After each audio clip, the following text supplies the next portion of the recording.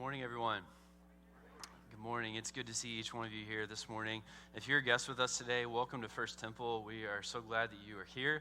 My name is Ryan, and I'll be outside these doors after the service. If you want to come by and say hello, we'd love to meet you. We're glad that you are with us this morning as we continue our series on what it means to be a faithful family. Do you remember when you were young, probably elementary school, when for the first time you went to play at a friend's house? You see, I would venture to guess that was the first time that you ever realized that your family was different. Okay, so what happens is you started to see all the routines and rhythms of a different family. You watched how they went about playtime. You watched how they went about mealtime. If you were staying the night, you watched how they went about bedtime. And for the first time, you had something to compare your own family with, and you started to realize some ways that your family was different. This other family had different rules that were not there in your house. Maybe you heard things like, hey, you're only allowed to have 3 scoops of ice cream after dinner. And you were like, 3 scoops of ice cream? I'm lucky if I ever get 1, all right? I might just have to stay here, all right? Are you adopting more children? Because I'd love to stay. Or maybe you started to realize, wow, it's quiet in this house. Like, I can actually hear myself think. And then you started to realize, wait, my family's loud. I never knew that before. And so what happens, if you had the words to describe it at that young age, what you are realizing is that your family has a culture. Your family has a way of doing things that have been passed down to you throughout the generations of your family. You see, families pass down all sort of things to one another. We pass down hand-me-downs, right? We pass down traditions. We pass down heirlooms. We pass down our looks. We say, I've got dad's chin and my mom's nose. We pass down ways of thinking, ways of doing conflict and communication. We pass down our quirky habits. Families pass down all kinds of things. And the most important thing that families pass down from generation to generation is faith. It's what's most important to us and what we care most about passing along. And yet, it's interesting because faith is also one of the trickiest things to pass down from generation to generation. Because you see, faith is voluntary, right? So each generation is going to have to decide for themselves whether faith is something that they're going to take up. Each generation is going to have to make a commitment to Christ. And so while this is the most important thing that we want to pass along, it's tricky because we don't have full control. And so in this series, what we're talking about is this question: how do we pass down our faith to the next generation? How do we pass down our faith to the next generation? We're spending 3 weeks talking about what it means to be a faithful family. Last week, we looked at the role of the home in the family.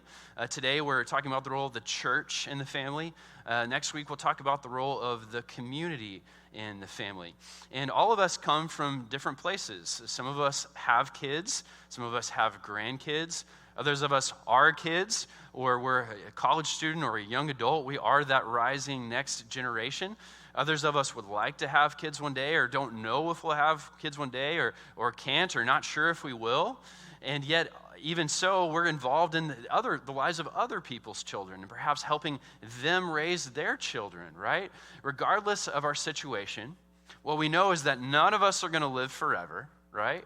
And so all of us have some invested interest in passing down our faith to the next generation. And so today, let's talk about the role of the church. There's an interesting text in the Gospel of Mark, chapter 3, where we find Jesus who has entered someone's home. And you know, word had been spreading about Jesus, the healings and the teaching. And so now everywhere that Jesus went, crowds were beginning to amass. And so in this passage, Jesus goes into someone's home and he's teaching there. And sure enough, crowds start to follow and the house fills up. And we learn that Jesus' family hears that he is in this home, and Jesus' family wants to come and see him, and they want to speak with him. And we pick up in Mark chapter 3, verse 31. It says, "Then Jesus' mother and brothers arrived, and standing outside, they sent someone in to call him. A crowd was sitting around him, and they told him, 'Your mother and brothers are outside looking for you.' "Who are my mother and my brothers?" he asked. Then he looked at those seated in a circle around him, and he said, "Here are my mother and my brothers. Whoever does God's will is my mother and brother and sister." So we don't hear a lot about Jesus' biological family in the Bible. We hear about them at the very beginning, around the scene of his birth, but then we sort of lose track of them, except for a couple of places. This is one of those, when Jesus' ministry is in full bloom and his family tries to talk with him. They show up to the house one day. They send word in about their family Jesus' family is at the door. We would have expected Jesus to drop everything. After all, family was critically important in the ancient world. Your family is where you got your identity from. Family is a big deal. And yet Jesus does not do what we would expect him to do. Instead, he says, "Who are my mother and my brothers?"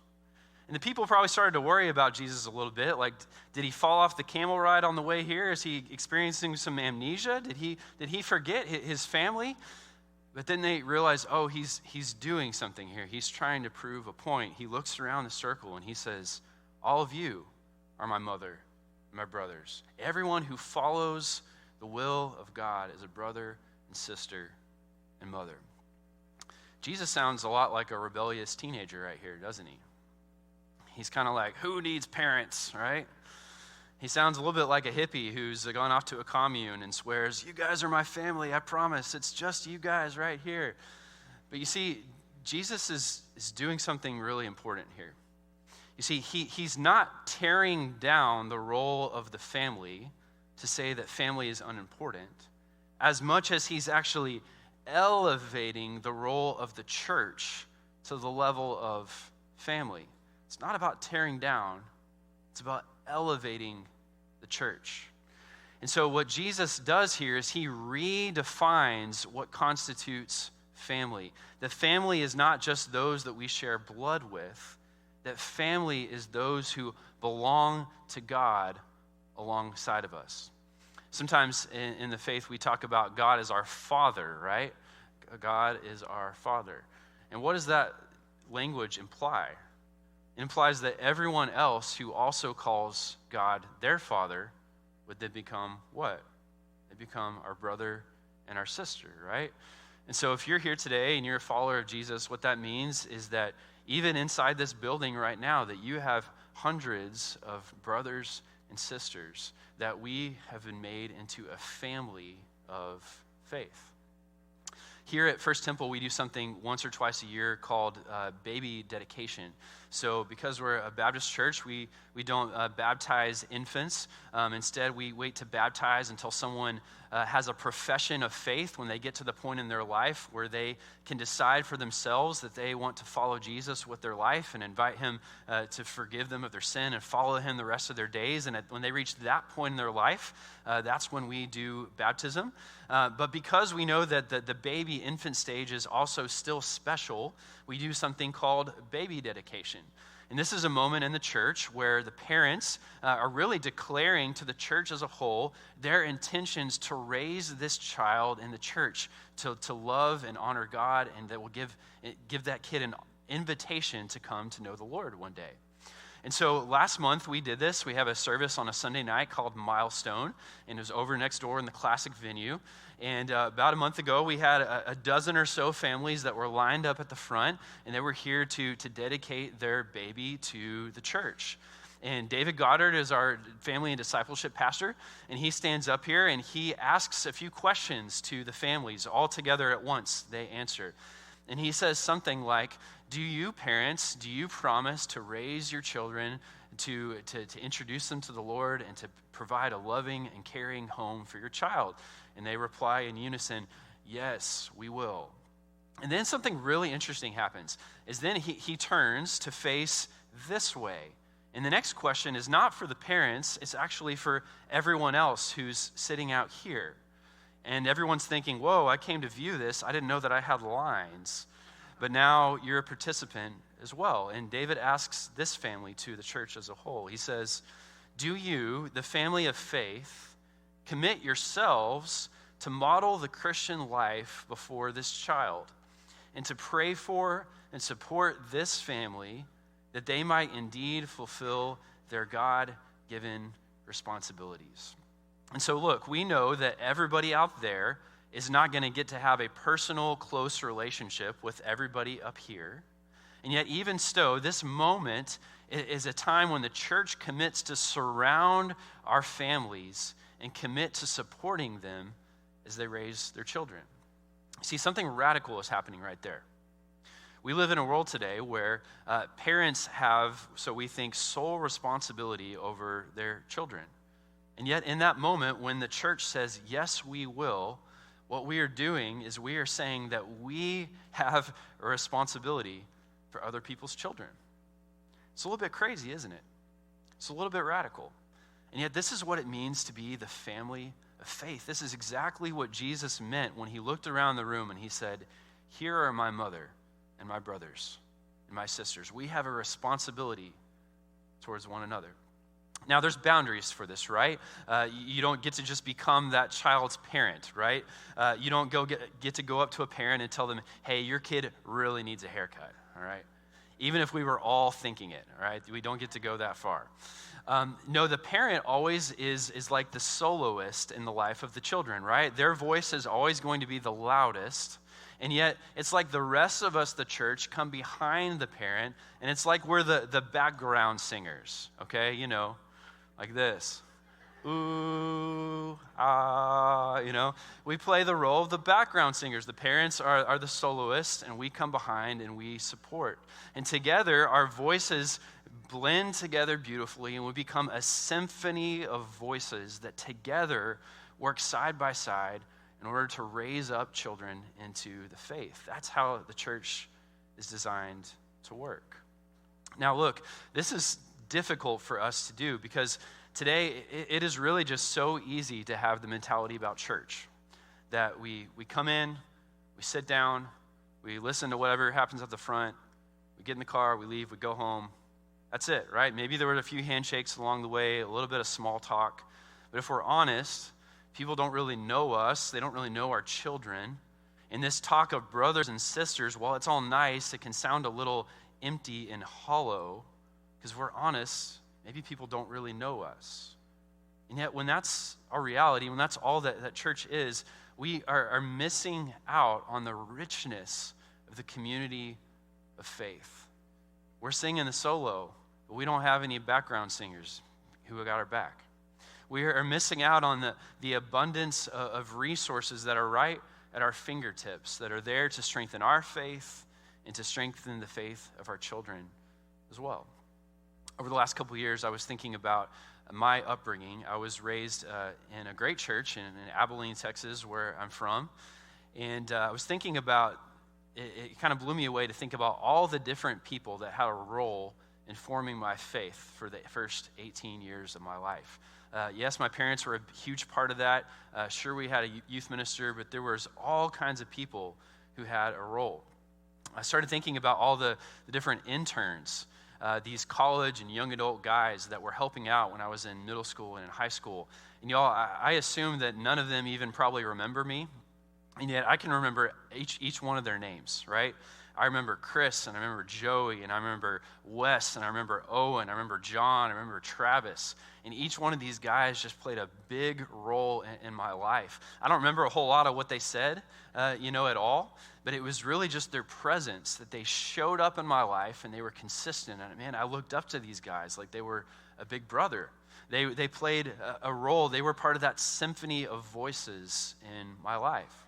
And it's not just the big brother types, too. It was adults. When I think about the friends of my dad or the other men in the church that were involved with the youth group and things like that, I think about guys like Jimmy, and I think about Danny, and I think about Rick, and I think about Randy. And I think about these guys that I looked up to, and they were like role models for me in the faith, that they helped raise me in some capacity. That my parents were the soloists, but they had these background singers that were behind, ooh, and together their voices came all together, and they all sounded a little bit different. Some of them could sing better than others, but they were all pointing me in the same direction, and they were helping raising me in the faith. And so, you see, as parents, we've all had that moment in our life when we tell our kids to do something, right, that we think is important, and they just kind of roll their eyes like, yeah, right, and blow us off. And then someone else comes in and says the exact same thing, right? And when we said it went out in one ear and out the other, but when they say it, it's like the biggest pearl of wisdom they've ever heard in their life. They're like, your kid's like, that's amazing. And you're like, are you kidding me? I've been saying that for like months and months, right? And it's so frustrating. But you see, that's the beauty of having those background singers, is that they come together, all the voices blend, and they help raise our children in the faith.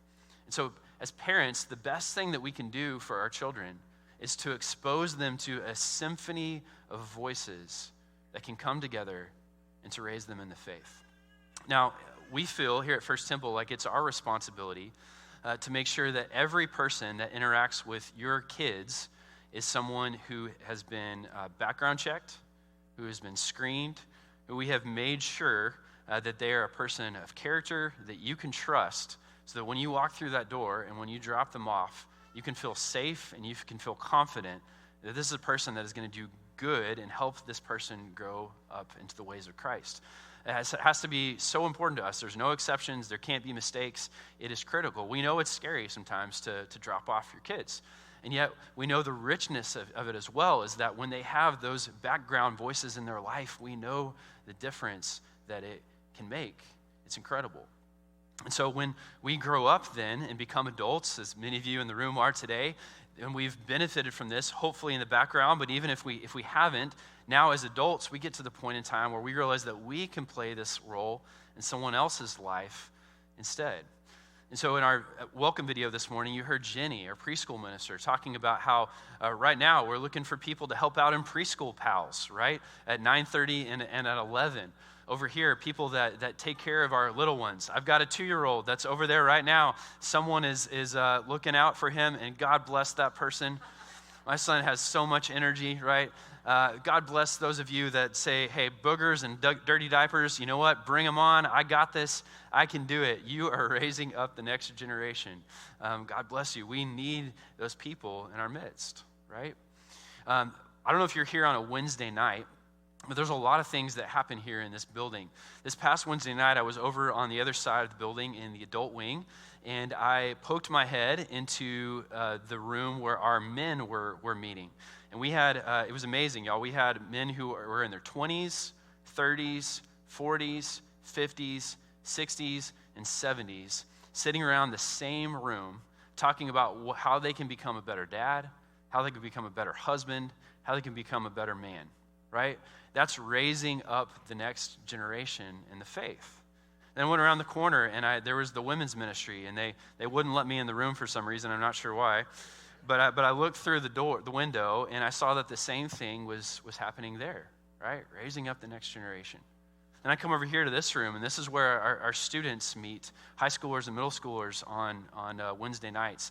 And there's adults who are here and have give up their time to say, I will be a steady presence in the life of our youth.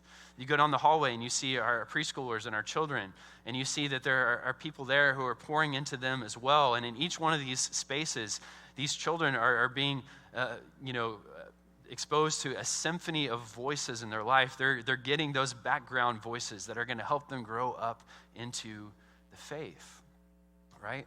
So we have so many opportunities here at First Temple to become part of that symphony of voices. If you're not getting our Tuesday newsletter, I would highly encourage you to sign up for that. You just go to the website, firsttemple.org. Right there on the homepage, you sign up for it. Every Tuesday, you'll get a list of all the things going on in the church. You have to scroll a little bit. There's a bunch, but so much of it is about this idea of raising up the next generation.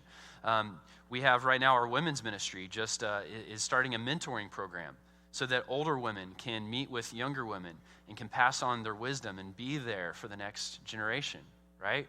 We're doing family camp here in a few weeks, July 21 to 24, where 4 nights in a row we'll meet here and we'll have Bible stories and we'll have crafts and we'll have games. And the parents, you guys get to join right in with the kids. We want to equip you to make a difference in the life of your children. That's birth to 5th grade. We'd love for you to jump right in. There's so much going on to equip the next generation. Our kids went to camp this past week. We sent 40-something kids to camp. Right now, the youth group, 50-something of them are out doing youth group stuff, having a great time. These are pivotal moments in their life that can forever change their trajectory. That so much of what we do here is about raising up the next generation. It's so important.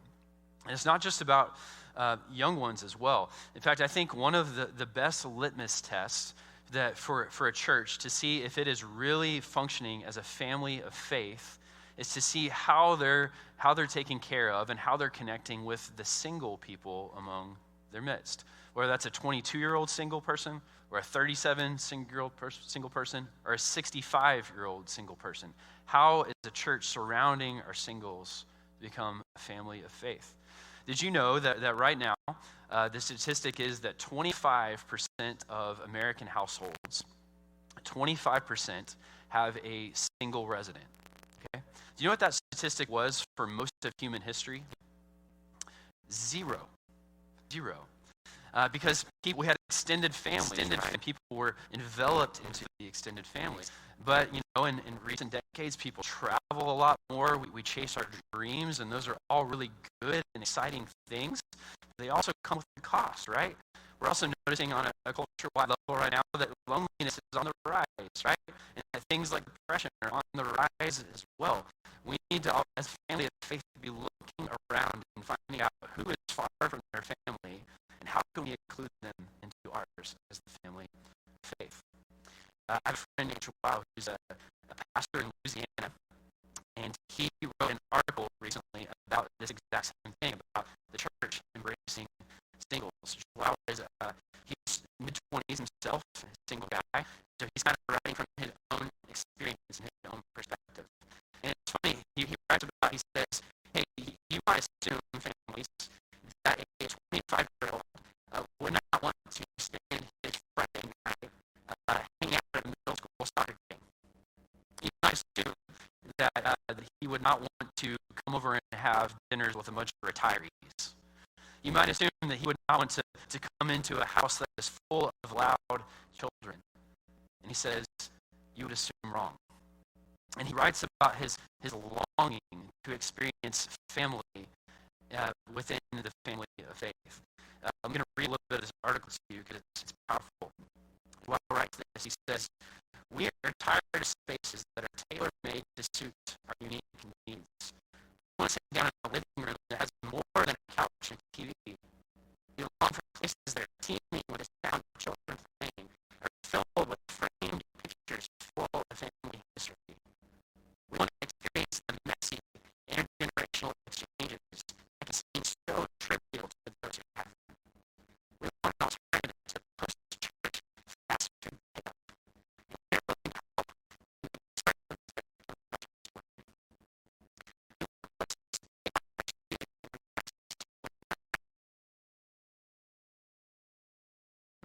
And then the final line, I love it, so I put it on the screen for you. He says, we want to be forced to stop scrolling social media because someone needs us to help them build a puzzle or watch them ride a bike. Isn't that awesome?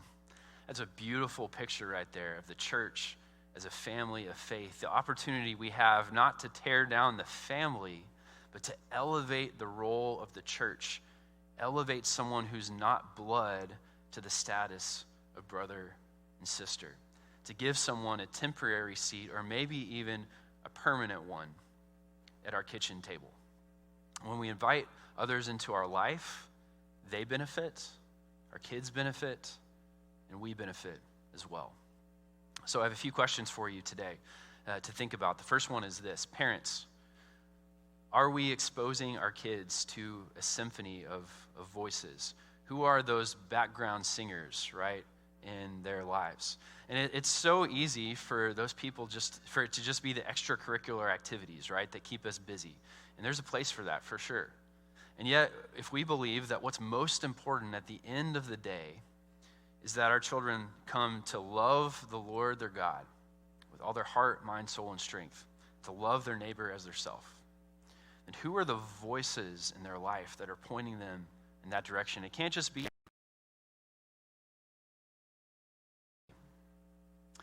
Second question to ponder today is for all of us. It's about the relationships that we have within this community, family of faith.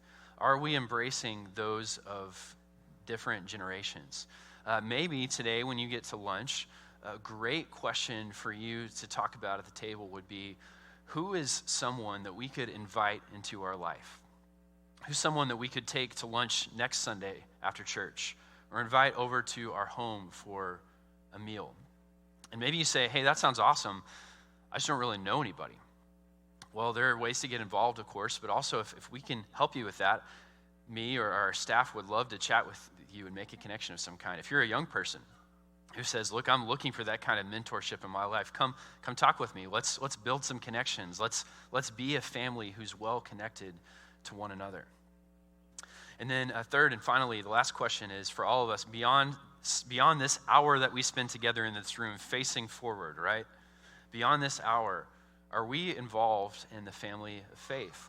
I've talked about a lot of different things today about ways to get involved in this church. It's men's groups, it's women's groups, it's the youth group, it's preschoolers, it's mentoring, whatever it is. If there's any way that you would like to take a step to get involved, right outside these doors after the service, we have something called the Connection Point, and that's kind of your one-stop shop to getting plugged in. I would encourage you to take a stop by there, ask questions if you want to. We'd love to get you plugged in any kind of way. This morning, I want to invite all of us to just imagine, what do you think would happen if we developed a mindset around here that these are our brothers and these are our sisters? What would happen if we welcomed into our family those who were far from their family? What would happen if single parents didn't have to be single parents anymore? What would happen if we shouldered the burden, the physical, emotional, even sometimes financial burden for those of us who are in the greatest need? What would happen if we took the words that we said at that baby dedication seriously, that we will surround this family and we will become a support to raise their children up in the faith? What would happen if every parent in this building knew that they had an army of people who cared about them and their family? I'll tell you what would happen. We would begin to pass down our faith to the next generation. We would raise up a generation of children who love the Lord their God with all their heart, all their soul, all their mind, all their strength, who learn to love their neighbor as their self. This next generation would find a faith that is not boring or stale, a faith that is not just all talk, that they would find a faith that has come alive because they've seen it with their own eyes. They've seen God show up in their life, and they saw him show up in the face of you and of me. And that's the opportunity that we have. So the question for each one of us today, what will you do to raise up the faith of the next generation? Let's pray. Right where you are, would you bow your head, close your eyes, and just want to give you space for a minute to talk to God about what you've heard today. What is God asking you to do? What is God asking you to do?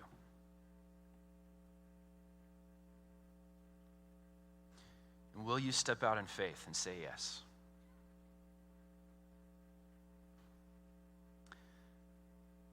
God, we thank you for your son, Jesus. Thank you for the cross,